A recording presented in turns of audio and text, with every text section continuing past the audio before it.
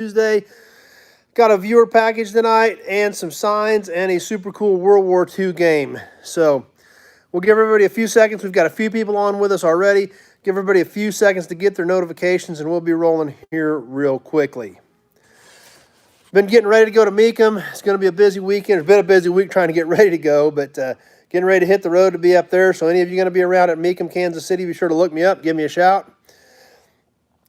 And some more cool new videos coming out later this week with new inventory. So anyway, we'll go ahead and get rolling. I think we'll start with a viewer package tonight. I've already opened this viewer package, so we're not going to actually cut the package open, but there is some cool stuff in it. Lee from New York's on with us. Glad you're here. And like I said, kind of some neat things. We're not going to catch everything in it, but there's some pretty cool pieces in here that I do want to talk about. It is from one of our viewers in Canada who has sent us a few viewer packages, so always appreciate that and appreciate their support. Kim's on here. Glad you made it, Kim. So let's go ahead and start checking out some of the stuff in this viewer package. Eloy made it. There you go, Canada post right there. So let's see what we've got. This is a cool piece. I really like this. An Acadian badge. Peter's on from Oz. Glad you made it. Obviously, we've talked about Acadias on here a lot. Obviously, today, a lot of us are number one's here. Brandon's here. Acadias, obviously, a lot of people can now relate that to the GMC SUV. However, Jim's here tonight. Great crowd jumping on. Glad you guys all made it. But, a lot of us in the car world remember the Acadias as back when, in the 60s, when they were Pontiac bodies with Chevy engines, they were the Canadian Pontiacs. They used Acadian on those as well. This particular badge, according to our viewer, and from what we've talked about on before, that's right, number one. That's off a badge engineered Chevette. That's right where I was going with that. You just beat me to it. And that's what the viewer told me when he sent it to me. This is off the Chevette version of the Acadia. The Acadian, not near as cool as the Acadian Custom Sport, that they had back in the 60s. But there again, this is something I don't find in my area. Being in central Kansas, once in a great while I'll see Canadian stuff, drift down this far, but not very often. So was glad to add this to my badge collection. Big Job's here. Glad you made it, Big Job. This is a stick-on badge, just like we talked about from basically, essentially what was a Chevette that was sold in Canada. Still a cool badge, still one that I did not have. I've got one now, thanks to our viewer, but a cool piece. A few other pieces he sent here. Like I said, we're not going to get through everything, but a few Hot Wheels, F-body Hot Wheel. Bill made it. Bill's on with us. Glad you're here, Bill. Apparently your comments are still hanging in there for now. Third-gen Camaro Hot Wheel. Obviously, I'm a big fan of the F-bodies, but this is one of the coolest pieces that the viewer sent in this package to me. This is a Campbell's Soup small die-cast toy, and definitely a Christmas era. It's Campbell's tomato soup, but obviously red and green Christmas colors. A neat little toy, but he customized it just for me and made a Christmas ornament out of it. So that was pretty cool. I mean, that's what surprises me, that a lot of you that hang out here with me, think enough to do things like this. So huge thanks for that. But, I own custom Christmas ornament, made out of a cool old delivery truck. So like I said, that's not everything that we got in that package. There's a few other, Hot Wheels type toys and some other cool, interesting Canadian stuff. But those were the highlights that I definitely wanted to share with you. Huge thanks to our Canadian viewer for sending that package to me. It's great stuff. The Acadian badge, like I said, I didn't have it. The Christmas ornament, very thoughtful, something very thoughtful and very personalized to throw into a viewer box for me. So thank you for that.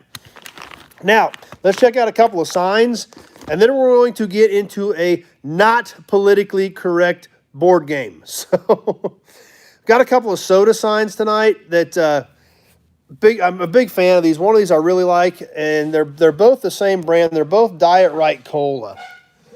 We'll start with this larger one. This doesn't look that old, and the condition is outstanding on it. However, it is copyrighted, and this is all printed on there. These are not stickers. It's not vinyl. This is actually printed paint. So I don't think this thing is super old, but I mean, it's still got to be, I mean, for it to not be vinyl, to be an actual printed paint sign, it's got to have some age to it. But it's so nice and in such good condition that it really makes me wonder how old it is, but it's got to be original because I can't see. Old School's here with us. Glad you made it, Old School. I can't see the detail of the bottle and everything, you know, and a Diet Right sign, fairly popular sign, but not a crazy popular sign. So I'm guessing this is probably a 30 or 40-year-old new old stock Diet Right. About 4 foot long, probably 18 inches, maybe 2 foot tall, but probably 18 inches tall. But a nice piece, obviously excellent condition. Old School's an RC fan, so RC Cola. I don't really have much RC Cola stuff, but I got this sign as a set with this other one. This other one I really love. This one, like I said, it's almost too nice, which almost scares me. But the fact that this is all printed paint, that, you know, it's got to be, you know, original, just probably not as old as some of them. This sign here, I was a huge fan of. This is the sign that came with it. And this is a great sign. This definitely has some age to it. It's got the little stamps on it. Definitely not quite as bright of colors. This is an embossed sign where the actual Diet Right Cola is stamped in. The yellow and white striped background, cool piece. This sign is, you know, not as long as the other one, probably 30 inches long, but a great piece. I think this is 60s. Is the bottle ribbed? No, the bottle is not ribbed. The bottle is just painted. The only part of this that is embossed is the Diet Right Cola. I think if we get this at the right angle, Brandon says Royal Crown and Crown Royal. There you go. If we get this at the right angle, we might be able to see where the embossing is on the Diet Right, but nothing else. The Enjoy Sugar Free, the only 1 calorie per serving. All of that is painted. The edge is stamped. It does have an edge stamped into it, and the Diet Right is embossed on it. We can look at the back, and we'll be able to see that much more clearly. But just the Diet Right is all that was actually embossed on that sign. But, you know, I'm going to put that in the 60s era, and really think that's a great piece. Was really excited about that.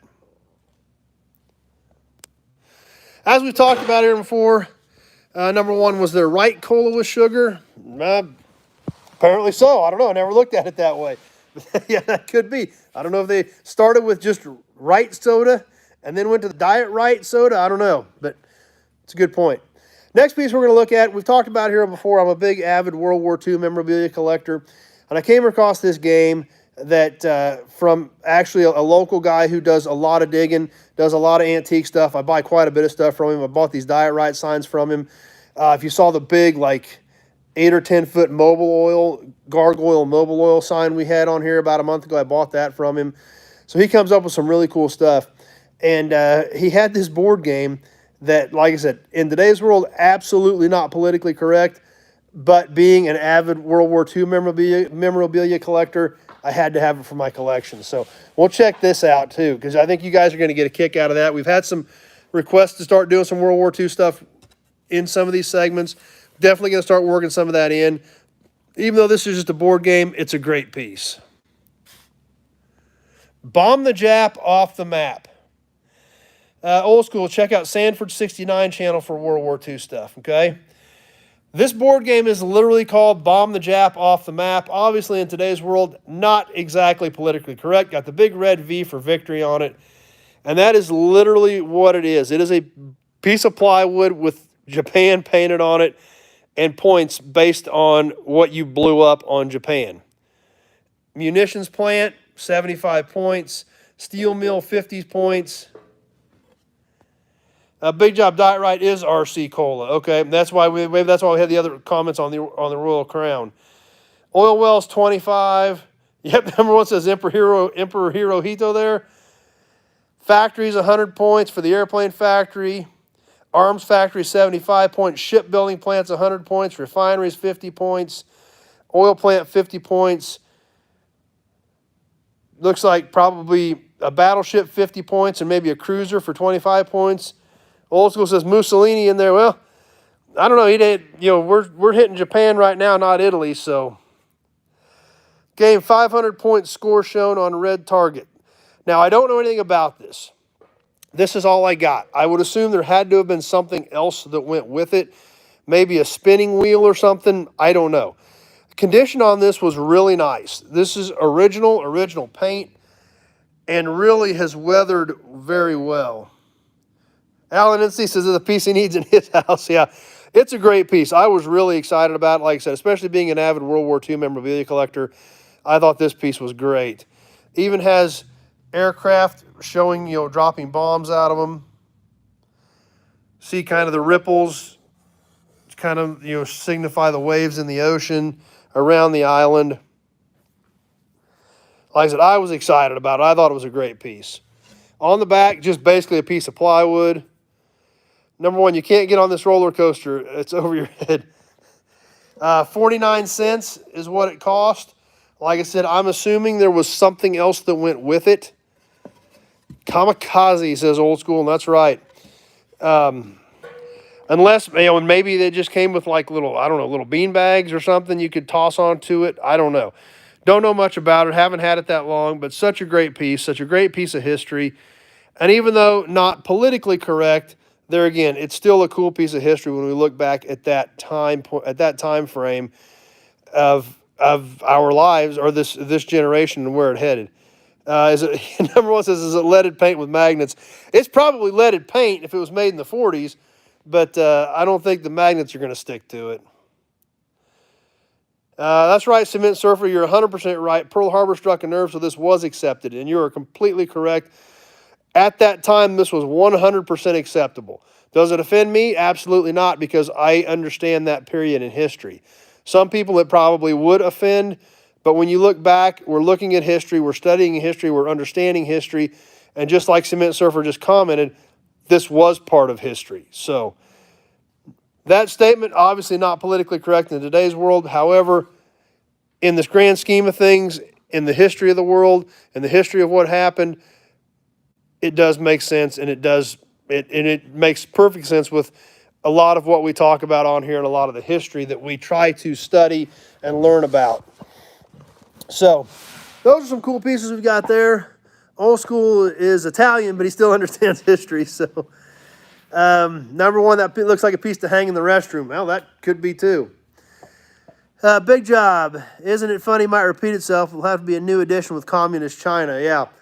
Hopefully they start shifting some of that manufacturing back to the U.S. on some of these things, and maybe some people are realizing that we do need to start producing more stuff here, because there's actually a great book out there, which I've read, called The Arsenal of Democracy, that talks about how the U.S. ramped up for World War II.